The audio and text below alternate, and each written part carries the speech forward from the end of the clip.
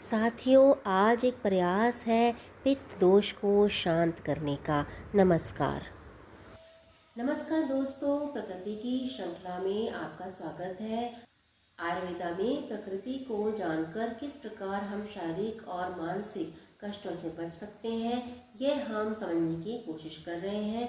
पिछली वीडियोस में हमने जाना कि हमारा शरीर 5 भौतिक है और किस तरह से हम अपने शरीर की रचना को समझकर ऐसी जीवन शैली अपना सकते हैं कि जो हमें बीमारियों से दूर रखे। साथियों, हमें एक ऐसी जीवन शैली अपनानी चाहिए जो हमें प्रकृति के और नज़दीक लेकर जाए। ऑर्गेनिक, नेचुरल, प्राकृतिक जीवन शैली अपनाने से हमें न केवल शारीरिक बल्कि मानसिक कष्टों से भी मुक्ति मिलेगी। साथियों, आयुर्वेदिक संहिताओं जैसे कि चरक संहिता के अनुसार पित्त बढ़ने का समय शरद ऋतु का है। अगर उस वक्त आप ऐसी चीज़ों से परहेज करें जो आपका पित्त बढ़ाती हो, तो आप आने वाले समय में पित्त की वृद्धि से होने वाले कष्टों से अपने आप को बचा सकते हैं। हमने पिछली वीडियोस में जाना था कि वह क्या कारण है जिनसे आपके पित्त बढ़ सकते हैं। साथियों, अगर आप बहुत ज़्यादा गुस्सैल हैं, आप में बहुत ज़्यादा चिड़चिड़ापन है, तो आपको इससे परहेज करना चाहिए क्योंकि इससे आपका पित्त बढ़ सकता है। साथियों, कई जगह कई मौसम ऐसे हो सकते हैं जो आपकी शरीर की प्रकृति के विरुद्ध हैं। इसी तरह अगर आप बहुत गर्म स्थानों पर जाएंगे, आपके पित्त के बढ़ने के चांसेस बनते हैं। इसके अलावा अगर आप बहुत ज़्यादा धूप में रह रहे हैं, यह भी आपका पित्त बढ़ा सकता है। साथियों, हमने पिछली वीडियोस में भी जाना था कि अगर आप बहुत अधिक तीखे मिर्च मसाले खाते हैं तो आपके पित्त बढ़ने की संभावना ज़्यादा रहती है। इसलिए हमें ऐसे पदार्थों से बच के रहना है।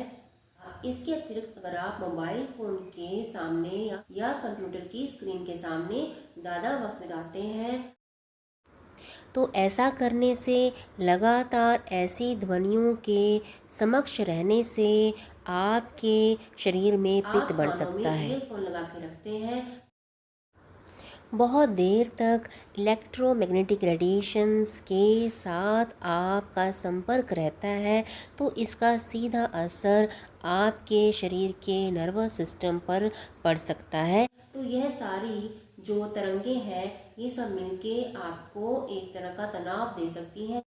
परंतु साथियों, आजकल की जीवन शैली ऐसी है कि आपको कंप्यूटर्स के सामने रहना पड़ता है, परंतु फिर भी आपको इनका प्रयोग कम से कम करना चाहिए। अगर आपका पित्त बढ़ सकता है तो आपको कई तरह की पाचन से संबंधित परेशानियां हो सकती हैं। आपके लिवर पे और आपके गॉल ब्लैडर पे फर्क पड़ सकता है। गॉल ब्लैडर रिमूव करने की नौबत भी आ सकती है। अगर आप गॉल ब्लैडर रिमूव कर भी सकते हैं तो इससे आपका पाचन तंत्र फिर भी इतना अच्छा नहीं रह पाता। इसीलिए आपको पित्त बढ़ाने वाले भोजन पदार्थों से बचकर रहना चाहिए। साथियों, अगर आप नहीं जानते कि आप कौन सी प्रकृति के हैं, तो आप हमारी पुरानी वीडियोस देख सकते हैं और वह वीडियोस देखकर आप समझ सकते हैं कि आप किस प्रकृति के हैं।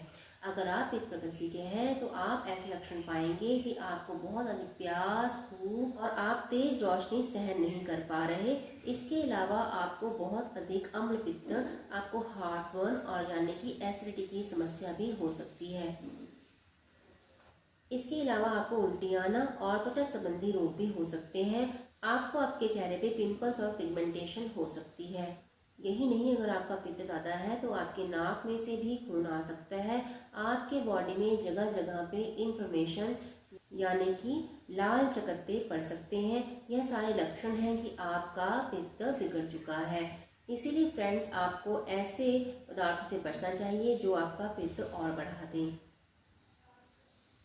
फ्रेंड्स, अगर आप बहुत ज़्यादा दालें खाते हैं, मशरूम, टमाटर, अदरक और लहसुन का प्रयोग करते हैं तो आपका पित्त बढ़ने के चांसेस ज़्यादा रहते हैं।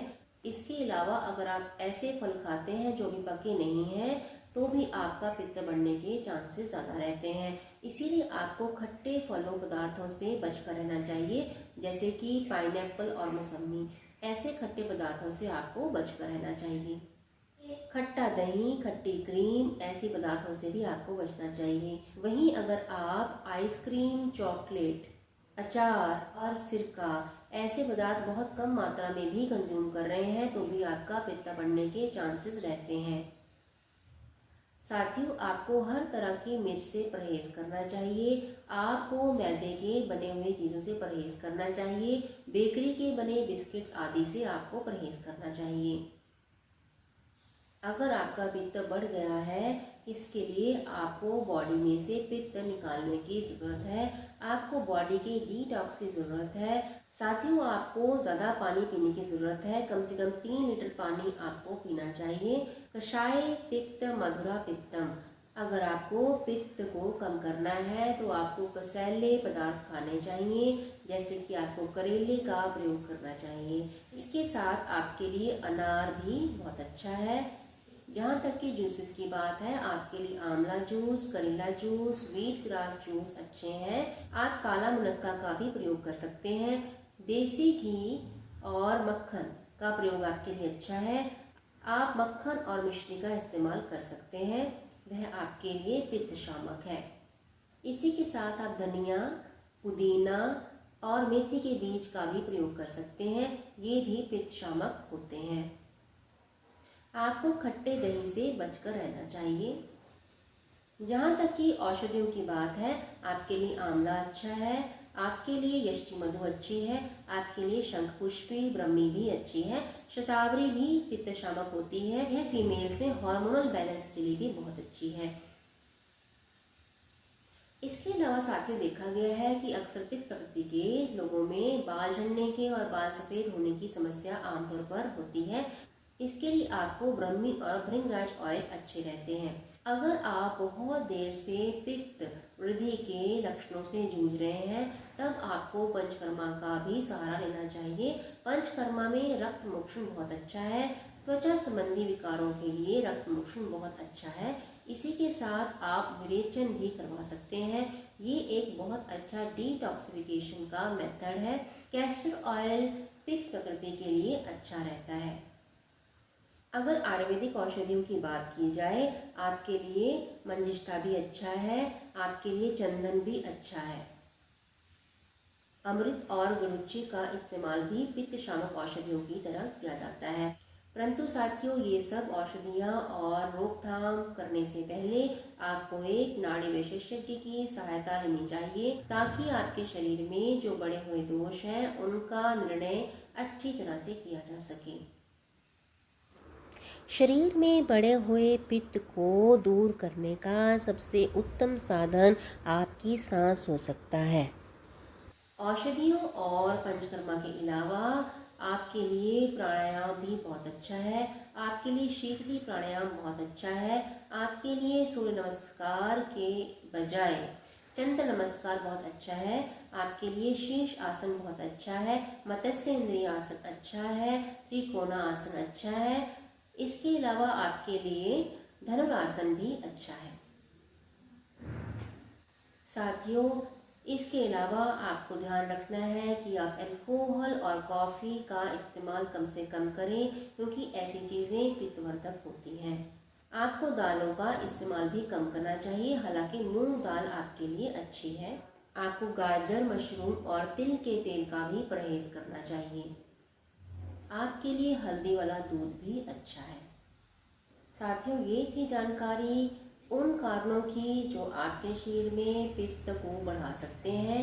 हम मिलेंगे नेक्स्ट वीडियो में, जिसमें जानेंगे वह कारण जो आपके कफ को शरीर में बढ़ा सकते हैं। धन्यवाद।